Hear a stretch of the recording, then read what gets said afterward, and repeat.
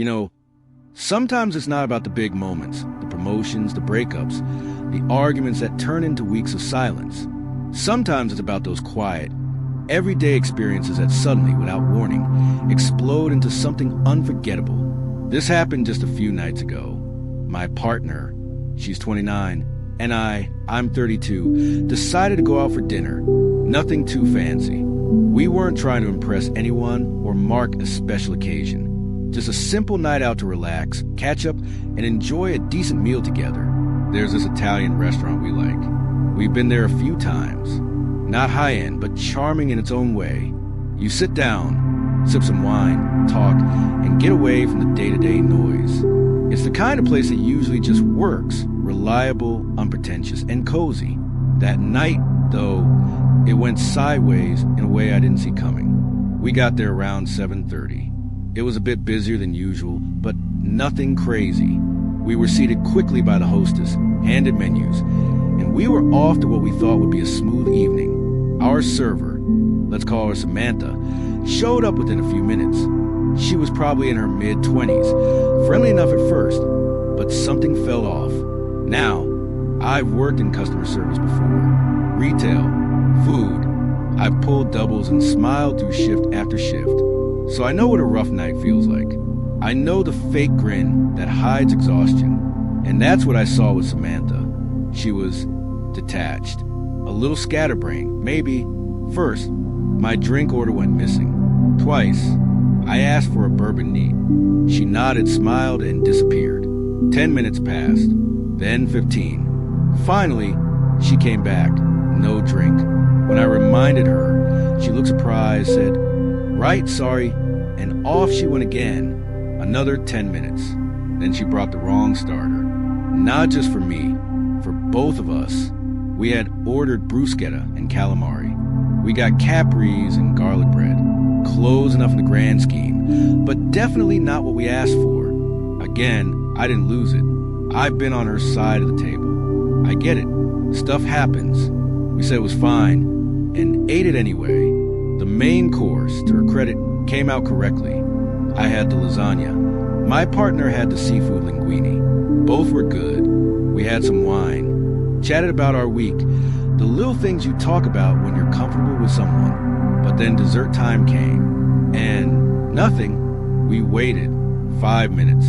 10. No sign of her. I saw her once by the bar, chatting with another server. I waved. She didn't see me. Or ignored me. Not sure which. Eventually, I caught another staff member's attention and asked if they could send her over. They said sure. Another 10 minutes passed. At that point, we were over it. No dessert. No coffee. Just the check. She finally came by, dropped it on the table without much of a word. "No, sorry for the delay." "No, how was everything?" "Just the check." And off she went again. So I paid. I didn't want to be petty. I know people rely on tips, and I still felt for her. But let's be honest, service was poor. I left a 10% cash tip. Not amazing, but not a slap in the face either. Just enough to say, "Hey, I get it.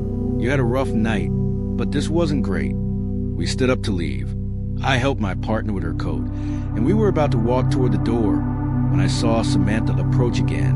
She reached out, took the cash tip, and then said it. "Seriously? This is it."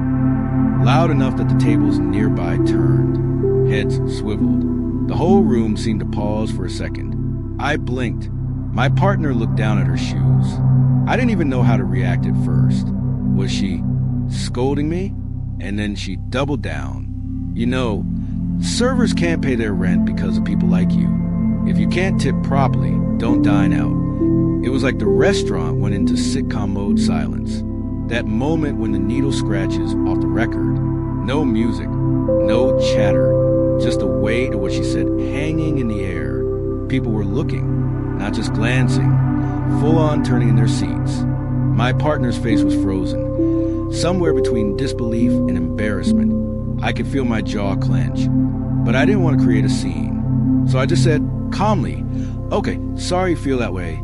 And I turned to walk away. And then she muttered, but not quietly, "Whatever, cheapskates." Not under her breath. not subtle, enough that people heard. One guy at a nearby table even laughed, like he couldn't believe what he was witnessing. And that was the moment. I stopped, looked at my partner, looked at Samantha, looked at the cash sitting on the table, still crumpled slightly in her hand. Then, without a word, I walked back. I stepped right over, leaned down, and picked the money up off the table. No words, no scene, just reclaimed it and walked out. Now, I didn't storm out. I didn't yell. I didn't throw the tip or flip a chair or call the manager. I just walked. Once outside, my partner finally exhaled. She told me I did fine, that she was glad I didn't escalate things. That Samantha was way out of line. But later that night, I told a friend what happened. And his take? He said I overstepped. You can't take back a tip, he said. It's bad form. Once it's down, it's done. Walk away and move on. And I've been chewing on that ever since. Was I the asshole for taking it back? For responding to public humiliation with quiet action? I didn't scream. I didn't insult. But I also didn't walk away submissively. I took back what I felt wasn't earned, because she made damn sure I felt unwelcome and disrespected for even giving in the first place. Here's the thing. Tipping is a broken system in a lot of ways. I believe people in service deserve fair wages. I'm all for that. But a tip is still a reflection of service. And if you embarrass your customer in front of a whole room for leaving any tip, then no, sorry. You don't get to pocket it like nothing happened. The restaurant's manager later emailed us, by the way. I guess someone who saw what happened left a note with their bill. He apologized, offered a free meal, said Samantha had personal issues that night. I declined the offer, but appreciated the gesture. I didn't want a freebie. I just wanted a peaceful dinner, a night where we didn't leave feeling smaller than when we arrived. And that's what still sticks with me.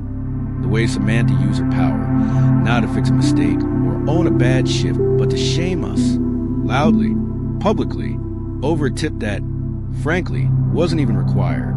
So no, I don't think I was wrong to take it back, because respect, like service, is a two-way street. And if the last thing you hear from your server is the word cheapskate, maybe leaving the tip isn't the polite thing. Maybe walking away with your dignity is